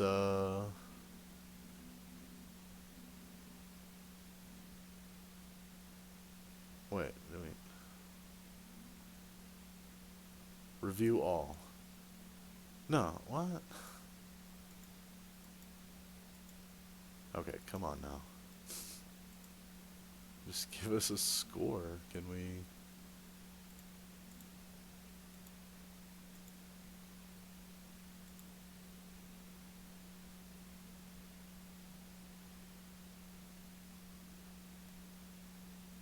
End review?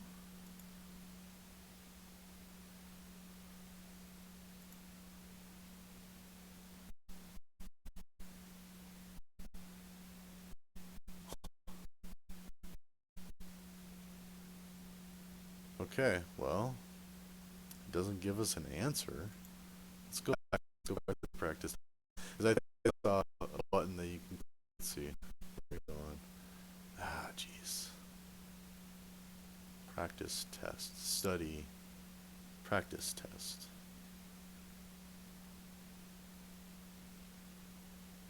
What? Back. Back.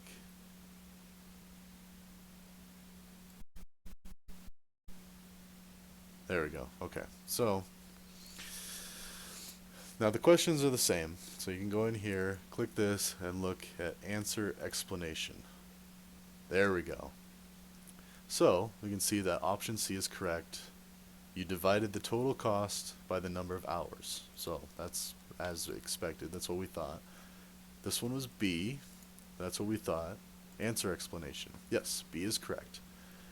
If you selected this response, you substituted the given values, then follow the rules for order of operations to find the value of the expression. Cool. Okay, now this one. It was less than the budget with the variable being on the 26. So B, yes, option B is correct. If you selected the response, you modeled the given situation, a multi-step linear inequality, as described in the question overview above. Cool. Basically just remembering which one's variable for the lunch prices and then which one's the fixed part, which is the base pay. You had to rent the room for $270, and then what varies is how many people's lunches you need, or how many lunches you need for how many people. So cool, so we're good on that. Now this one was the 622. Yes. So, and again, you followed the steps correctly. So, and that was adding the base pay in combination with the sales commission of this $4,213. So you had to take 8% of that and then add that to 285, which was 622.04. And here, all right, well, let's just do it again. So we've got tree 2. We're plotting 2 points for year 3 and year 11. So year 3, we've got 12. So go to year 3 and then go up to 12. And try to get it as close as you can. Yeah, I'm sure they're not going to split hairs like that. Or you could argue that, yeah, that's what I meant. Was, you can blame the system. If I can't click it right, Anyways, year 3, 12. Year 11, 14.4. So make sure you don't go 14.4, and remember 0.4 is like just below a half, so about there. Now let's answer explanation. There we go. And it looks where we are, 3 and 12, 11 and 14.4. So, and let's see what their rationale is. This. The correct response shows the location of 2 points in the coordinate plane. In order to determine the coordinates for each point, you must interpret the table for tree 2. In year 3, the diameter of the trunk is 12 inches. On the coordinate grid, the year is plotted on the x-axis, so the one down here, and the tree's diameter is plotted on the y-axis. So think about a lot of other graphs you've seen: rise over run, y over x. That's how you get your slope and everything. So they've set it up in a similar fashion for this grid, this graph, this coordinate plane, whatever you want to think of it as. Sorry.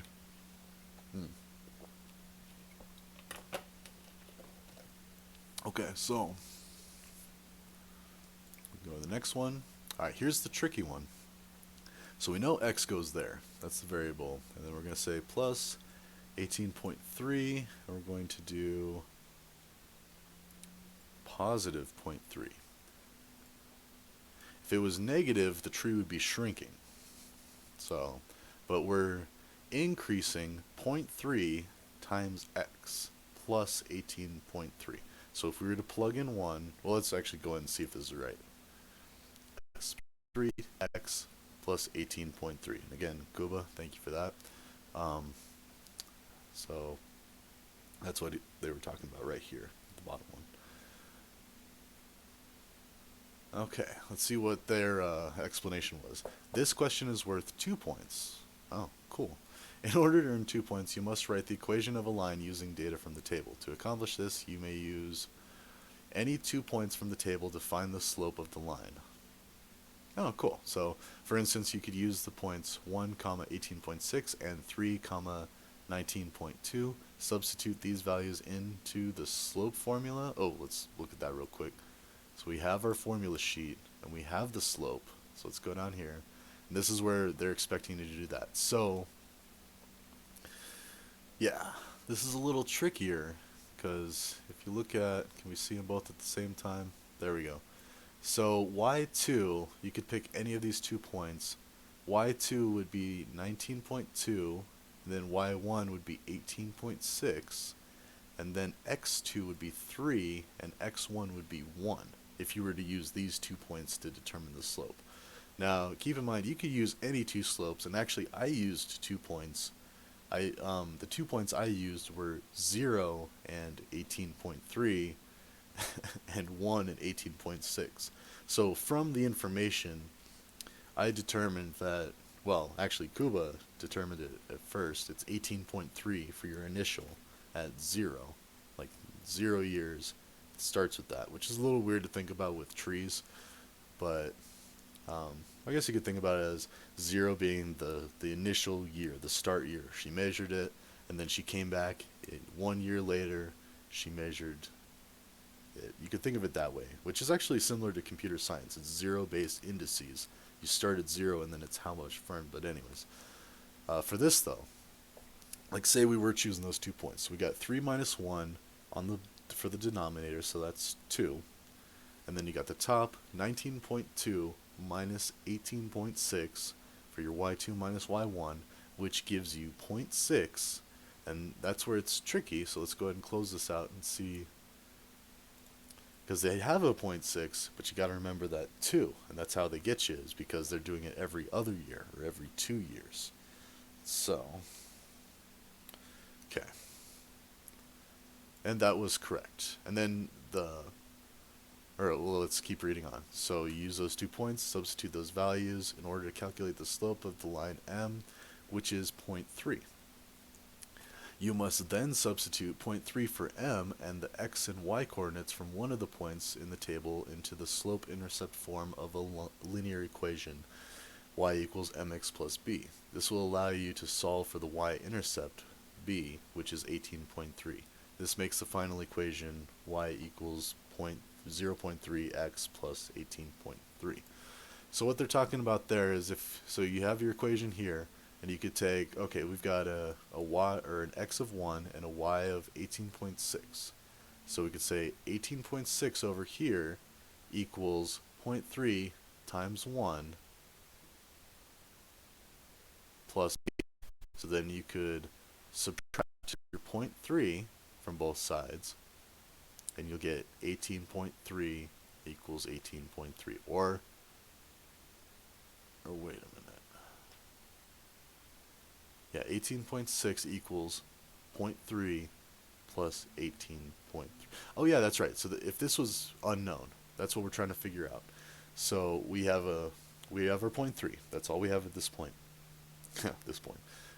Um, so 18.6. If we still did this first point, 18.6 equals zero point 0.3 times x, which is 1, plus b. So then we subtract 0.3 from both sides, and we have 18.3 over here is equal to b, which is 18.3. Whew. Now this one, let's see. We thought 261 because, I mean, first I calculated the surface area of a cylinder, including the top and the bottom. Let's see what they have to say about this.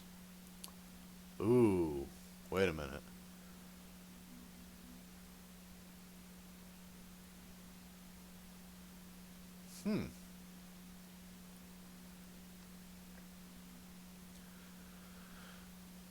So tree 1. Let's get an explanation on this, because option A.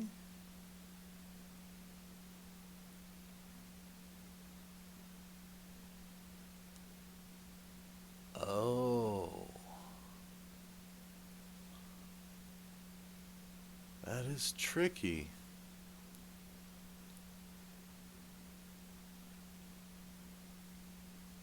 Oh, and it even gives you an explanation of what we did. So we chose D, or I chose D, and it said you divided by 12 instead of 144 when you converted from square inches to square feet.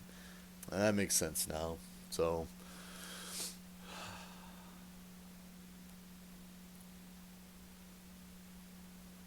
but I like this a lot better, thinking of it as a rectangle, because that eliminates a lot of stuff. Let's see. So, option A is correct. The tree wrap is in the shape of a cylinder. The area of the tree wrap is represented by the lateral area of the cylinder. So not the top, not the bottom. That's just a weird way to put it, but I guess, okay. The lateral surface area of a cylinder is a rectangle. Okay, so this is a geometric term that, you know, wasn't really thinking of, but it makes sense. So think of like a pop can or a bottle or anything. If you were to chop off the top, chop off the bottom, and cut a line in it and roll it out, it would be a rectangle. So, okay. Alright, but it looks like what we were doing. So first you must subtract the area of the two circular bases, so that top and the bottom, from the formula for the surface area of a cylinder. The result is the formula for lateral area of a cylinder. Whoa, whoa, whoa, whoa, whoa. Lateral area? Huh. Let me look at that real quick. So we got... they don't have lateral area, so maybe in some of the other practice stuff that they have, they talk about that, but... So anyways, if without the top circle, without the bottom circle, that's what they're talking about there. Oops. Answer explanation. Okay, so 2 pi r h, or pi d h. Yes, because 2 and r makes d, because there's 2 radii for 1 diameter. So you've got pi, diameter, height. So in the table for tree 1, so that's 22.2. Okay, and actually 3,136.86 is that? Let's go back to, oh no, where are we?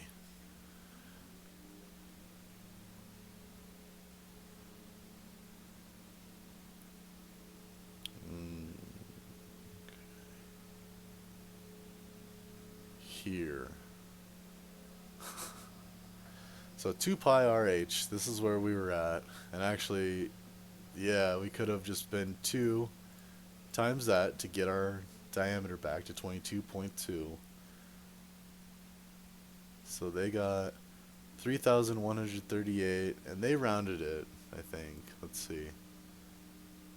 So 3136. Okay, so already, let's just go ahead and put that there. 3,136 point. So we were off by 2. How were we off by 2?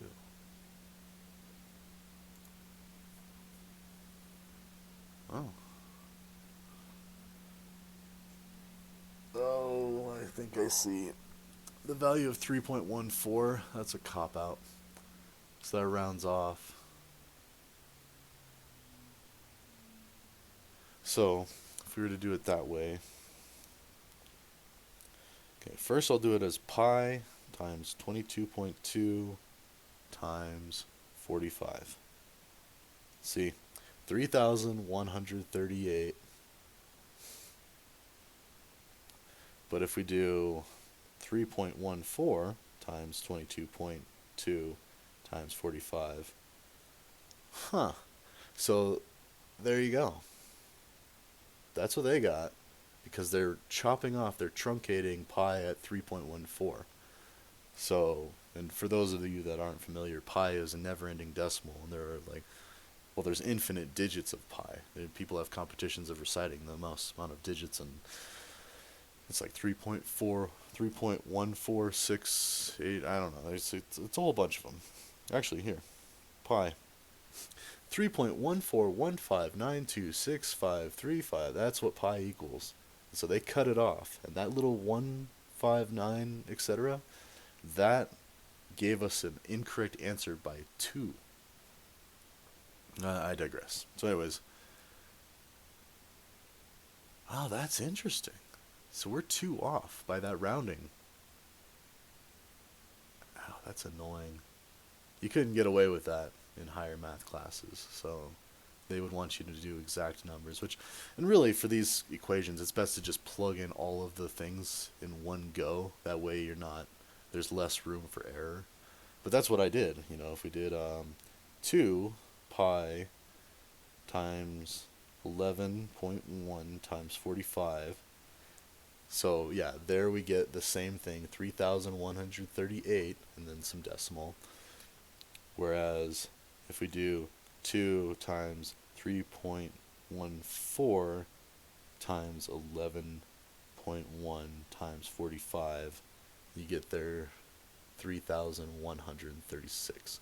But anyways, I bring that up because if you write it all out in one equation in your calculator like that, you're bound to get a better answer, a more exact answer, because every time you might get a decimal that you're cutting off the end. And as you see, it's a whole whopping two whole numbers off.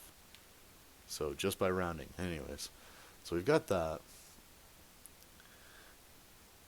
So since it's priced by the square foot, you must convert the lateral surface area from square inches to square feet. There are 144 square inches in 1 square foot. Therefore, you got to divide it by 144. So that's where we messed up. So if we divide it by 144, we get 21 point blah blah blah, which is about 22. Yes, and that's what they say here. And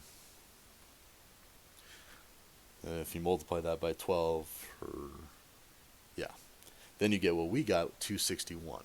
Because we just divided it by inches. I didn't think about square inches. And that is tricky. So, all right, cool. Well, at least I understand why we got that one wrong. So the correct answer is 22. Let's go ahead and change that. I might even add a little description in there. Be like, yeah, we got it wrong. No. 22, and which one was that?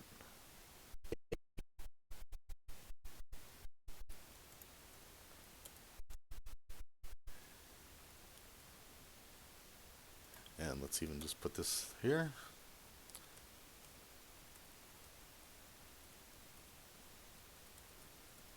Oops. What's going on? Not PP. There we go. SA equals 22 square feet.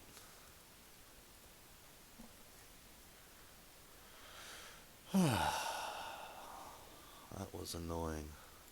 Alright. Well, at least we know. I mean, and again, if you get, like, I think you just have to get a passing score. So if you got like 7 of these out of 10, then you're golden. You're good. You're good with math. So far we've missed one. Alright. Now this one. This one's got to be pretty straightforward. Yes. The correct answer is 0. Wait. Oh, okay, so for drop down 1, so the correct answer is 0, and then drop down 2, the correct answer is 2/3. Yep, which is what we thought. So, it's increasing from here to here, and then it's decreasing from here to there. So, at that point, that very instant, right there, it changes direction from increasing to decreasing. So, like, they might ask you a different question using the same information. At what points let's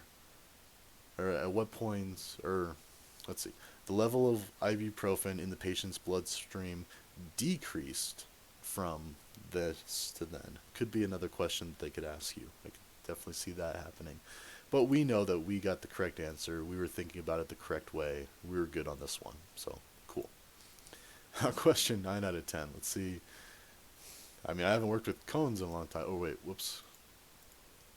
Yes, we thought it was B. Good. We got the correct answer. Now let's see. In order to determine the volume of the cone, you must first find the radius. The diameter of the cone is 2 3/4. Or, okay, so they did that as the complex fraction. Or no, we have a complex fraction and they're changing it into a simplified fraction. So 11 over 4. Yeah. Because the radius is half of the diameter, the radius is 11 over 8. You must substitute these and other measurements into the formula for the volume of a cone, which results in volume equals... Okay, so they did it a little differently than us, but we got the same answer. I mean, so that 11 over 8, if we go back and look at... Here we go. So before we even start, we convert the diameter to a radius. And make sure you realize that this is different than multiplying by 2. And that's a little tricky thing about a lot of trigonometry and geometry. A lot of equations have like 2 in them, and they'll also have a square. So like here we needed to find a radius. We didn't just divide by 2. We divided by 2, and then we have it radius squared. So that's a potential place where you can mess up on this one. But plugging all that in, let's see, we had... This is our radius, which is actually half of 2 3/4. So, and actually, if you did 11, let's go ahead and do that out too. So 11 divided by 8 is 1.375. So right there you can see that fraction that they got, and you can do it that way. Like, that's totally fine. You can think about it as, alright, well, if we want half of that, you're multiplying it by 1/2 or dividing it by 2. So then you're taking 11 over 3 and multiplying it by 1/2 or dividing it by 2. So it's 11, or no, sorry, it was 11 over 4. And then we got, wait, where is it? Right here. 11 over 4. And then we want half of that, or multiplied by 1/2. So it's 11 times 1 over 4 times 2, which is 11 over 8, which is that, again. Cool, so we got that. That one's pretty straightforward. That's just plugging into the formula. No guesswork, no realizing that, oh, it's a rectangle and triangle. Like, can you tell I'm a little sour about that one we got wrong? Whatever. Okay, now this one. We thought this was... Which one was this? Why do I have that twice? I don't need that twice. Okay. Yes, I do have the answer there. Cool. Okay, so we thought it was, or at least I thought, it was C. Okay, good. So we only missed one on this test, so we would have gotten a 90%, whatever it is. Although one of those questions was worth 2 points, so that might throw it off. Notice this one says 1 point. So really, you've got a bonus point. And let's actually go back and see. It was this one. This is worth 2 points. So if you get this one, which is probably, this is one of the hardest ones on the question. And I missed it initially. If Kuba didn't catch that, I would have gotten this one wrong as well. And there's a lot of moving parts. You got to guess 3 different things, whereas like here, you're just guessing one thing. Here you're guessing two, so I could see this being worth more. Nope, still one.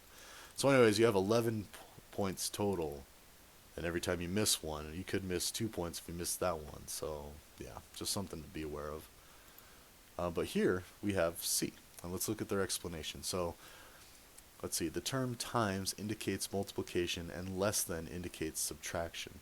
You selected the response that correctly translates the phrase 27 less than, so minus 27, less than 6 times the number of steps with S, 6S. So 6S minus 27 for success. No, sorry. Alright, cool. Well, dang, well, 2 hours later, and that is just math. But at least we know, according to them, we got one wrong. And we understand why we got that one wrong. Just needed to divide it by 12 one more time to get square feet instead of feet. Feet squared, feet, inches, inches squared. Just be careful. And again, I wouldn't even waste any money on practice tests. Just go and just try the GED test. Watch these videos if you want more confidence. Ask me questions. You can reach out to. I'm gonna upload this to YouTube. You can comment on the YouTube video, and don't worry about. Nobody's gonna judge you, and if they do, shame on them, because this is empowering to people. If you don't have your high school diploma, again, no judgments, no worries. I have good friends that are very intelligent, very smart people.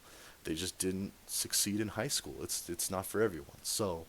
Um, so yeah, this is how you get your GED, and this is probably one of the hardest ones. I mean, I was always best at math and science, but like that's the more, I don't know. We've got language arts, which is I briefly looked at it, and I'll be making a video for all 4 of these, especially now that I saw how intense this one was. I'll make a video for all 4, but language arts, you're dealing with sentence structure, your grammar, stuff like that. Social studies, I imagine it's got some memory stuff, like maybe continents. I don't know.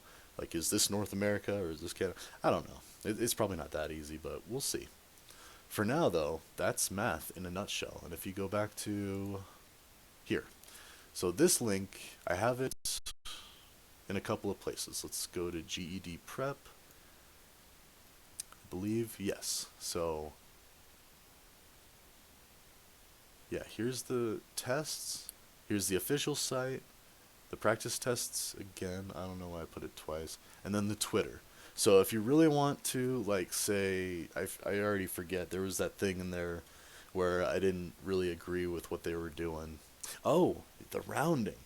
So you might tell them on the Twitter that their little rounding thing was 2 whole values off, but that might just be preparing you for college, because they will do stuff like that. Like you can get rounding errors and get a completely different answer, like having 2 off, then that would be wrong on your exam. You would have been so close, but you would have still got it wrong. So anyways, thank you for sticking it out for the whole video. I hope this helps. Again, if you have any questions, my socials are in my YouTube and my Twitch. I've got a Twitter. You can message me on there. You can comment on the YouTube video.